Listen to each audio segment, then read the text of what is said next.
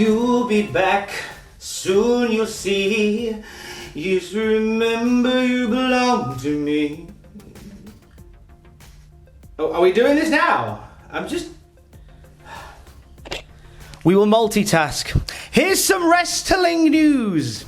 The new WWE faction's name has been revealed. An NXT star could be missing TakeOver 30 and is an AEW star returning to WWE. We'll find out in a bit. So that WWE faction that caused all of those problems on Monday Night Raw has been named. They are officially now known as Bruce Pritchard, Kevin Dunn, and Vince McMahon. I'm joking. That's a little wrestling joke. No, so the faction that was causing the lights to flicker on Raw, causing all of the mics to cut out, they set fire to that generator with a Molotov cocktail. They have a name. According to WWE.com, the name of the faction causing the problems on Monday Night Raw is Retribution.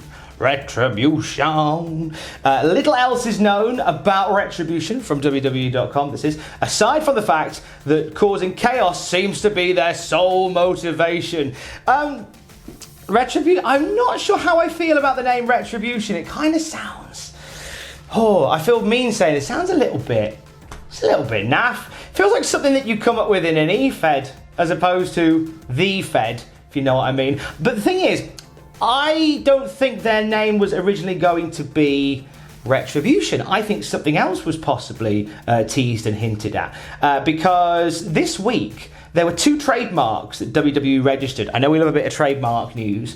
2 trademarks that WWE registered. One of them was The Hurt Business, which is the name of MVP Bobby Lashley and Shelton Benjamin's faction, which we know. And the other was Just Us, as in Just Us, Justus, as if to sound like justice.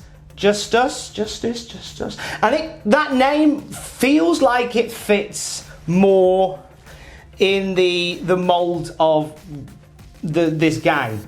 You know, if you're going to call them Retribution, it suggests to me that it's an assortment of people who are out for some kind of rewenge. And the name Just Us plays off justice. I quite like that. Whether or not there's going to be another faction that's introduced as well as Revolution, or in the spirit of WWE, things changing very 11th hour and Vince going, no, I don't like it, we're going to call them this now, remains to be seen. Also, we're still trying to figure out the identity of said faction. I recognise, we talked about this on Raw Graded, I recognise 4 male voices and 1 female voice. Which kind of doesn't necessarily... And I looked at you look at the people who were in that surveillance footage as well. I don't think it's Undisputed Era. One of the lads looks like a bit of a bigger guy. Potentially, my thought was, when I saw the frame of the guy who threw the Molotov cocktail, I thought Killian Dane. Myself. Whether Killian Dane is involved in that, I don't know. There is talk that Killian Dane is part of SmackDown this week, as you guys will have in Adam's news video, which should be in your ears or in your eyes already by now.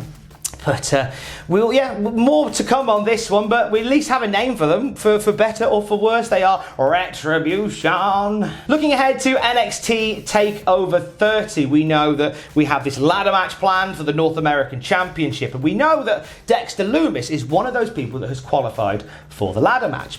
And it comes to light today that Dexter Lumis's his circumstances may mean that he may miss TakeOver 30. Our WWE Digital have reported this. They said WWE Digital have learned the severity of the ankle injury suffered by Dexter Lumis is worse than previously reported. So it was on the injury report on last week after NXT. This is the thing where I have a video go up that says, oh, Io Shirai tore her fingernail a bit, but she is good to go for next week. You can't really buy how much of it is real and how much of it is not.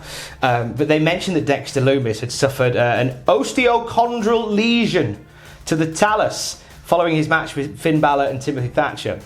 And it's now being suggested that this injury may keep Dexter Lumis out of TakeOver.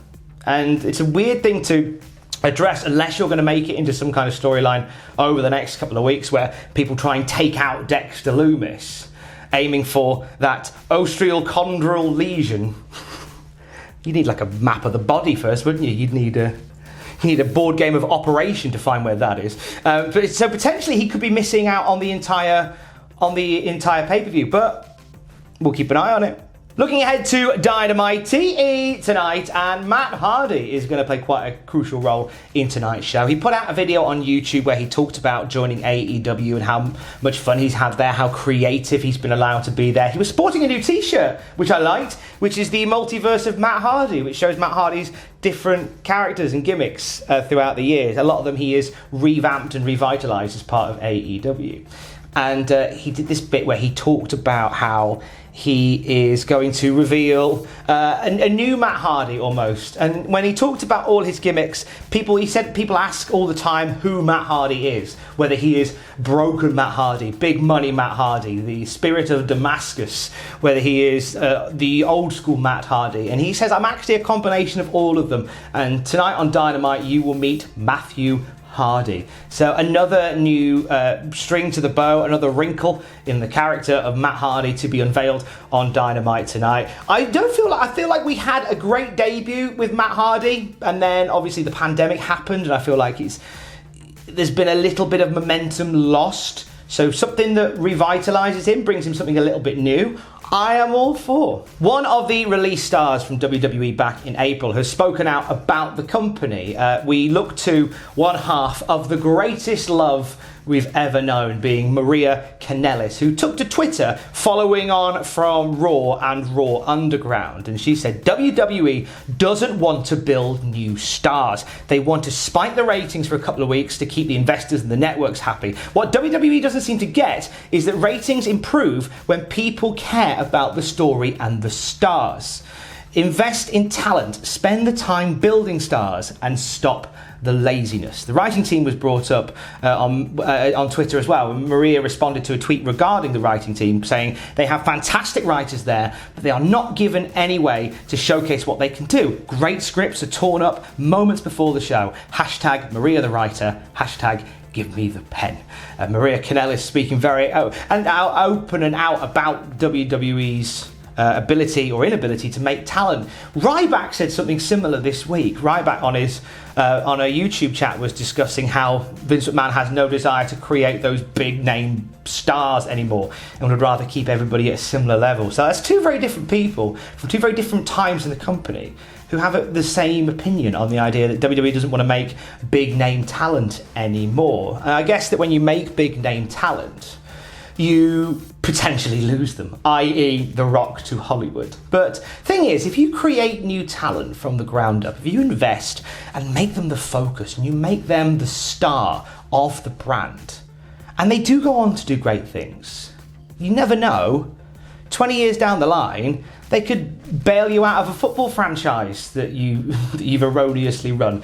I think that could happen. That could be a thing. Enzo Amore was on Busted Open Radio having a chat about things. He talked about the angle that he did at Ring of Honor, how he and Big Cass turned up. We weren't sure whether it was a real thing or whether it was a pretend thing.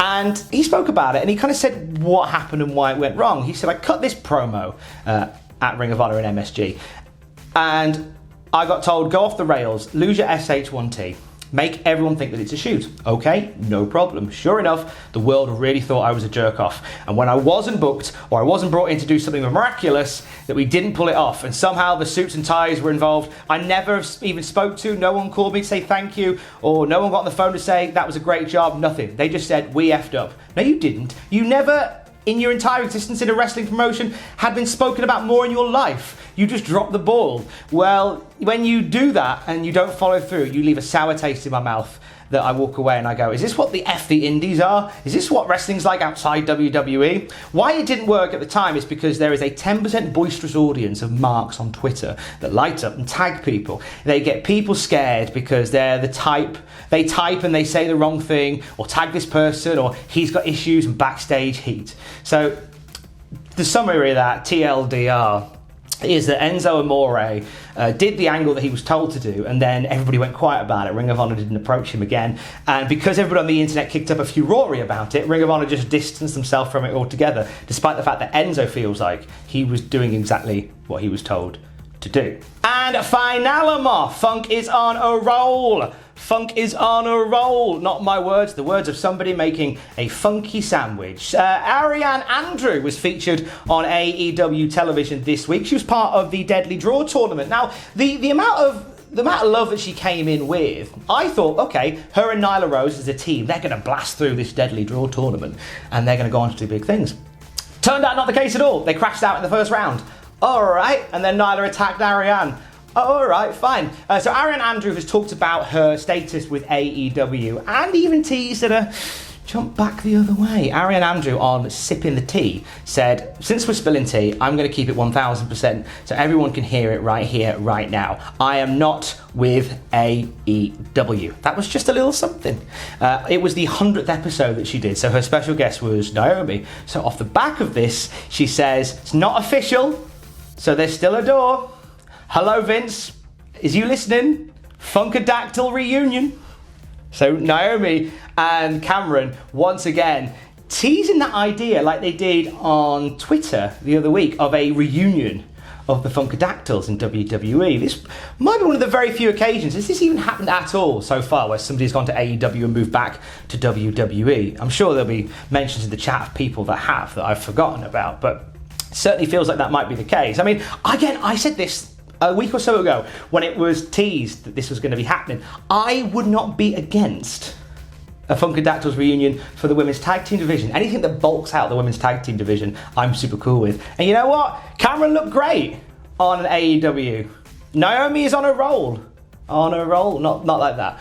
But I think I'd love to see them back together again. Make it happen, WWE. Make it happen. There's your news. Thanks for watching. Thanks for interrupting my bath. Don't pretend like you've never had a bath in a suit jacket before.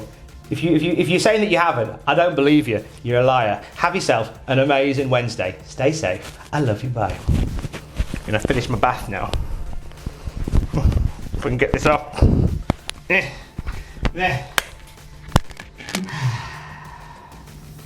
You'll be back soon, you see. You'll remember you belong to me. I might watch Hamilton later.